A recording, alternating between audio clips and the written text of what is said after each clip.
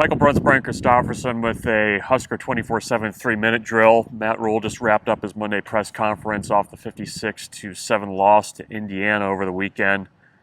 Lots to kind of take away from that one. Obviously, a lot of discussion about what went wrong on Saturday against the Hoosiers. Let's just go ahead and start on offense. What was kind of the big ticket item there? I mean, we could go through 100 different things probably, but let's focus in on perimeter blocking as one of those things on offense, because this is a unit that sort of has a limited run game. You need the short passing and some of the screen stuff to be an extension of the run game, and they're not blocking well on the perimeter, and Matt Rhule said it's been a deficiency all year.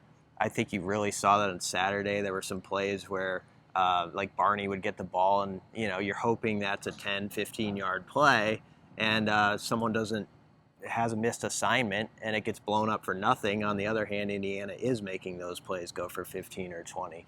So some of those they're not small things, but like we always talk about one-on-one matchups as though it's the ball in the air, a guy winning a 50-50 ball. Just as much, Nebraska has to get way better at winning the one-on-one matchups, blocking on the outside. I'll swing it to defense because obviously there's a lot you could hit on there too after giving up 56. Yeah, I mean, I think the big takeaway, obviously they didn't tackle well in that game at all. Indiana put Nebraska in some really tough matchups, and Nebraska wasn't able to make the play. I mean, Matt Rhule kind of mentioned today, cornerbacks didn't play well in that game. Pretty much every 50-50 ball that you would hope that you're winning one or two of those, Indiana was able to win. And just a group that really didn't take anything away from a really high-powered Indiana offense. And especially, I think the concerning thing or maybe the frustrating thing for Nebraska was Indiana's success in the run game. Yeah. They were able to get to the second level with ease. And then when you don't tackle well, that's how you give up big chunk plays on the ground. So a lot to get done work-wise on defense this week, especially with an Ohio State offense that's going to look to run the ball. Mm-hmm. They have more of the quarterback run game, and they've got elite athletes outside that are going to be playing in the NFL on Sundays. So kind of pick your poison there, but that was kind of the lay of the land on defense. A couple injury updates of note that are probably going to be worth following throughout the week, I guess, as we get to Ohio State. Yeah, it sounds hazy for Deshaun Singleton and Ramir Johnson.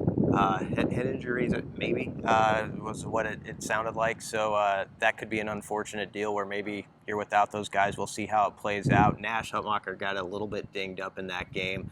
Sounds like they're hopeful about that one. But obviously, Deshaun's, and Ramir are guys who have played a lot of snaps who, we'll track it throughout the week, but they'd be two guys that where it'd be tough to be without. So there's a lot this team has to work through this week, and that's part of it. The mental piece of losing a game 56-7, and Matt Rhule's trying to remind those guys, hey, it was 14-7 with this much time left in the second quarter. If we had got to the break, it can be a different story. But the bottom line is that score was what it was, yep. And guys are having to process that now going to play probably the most talented team in the country.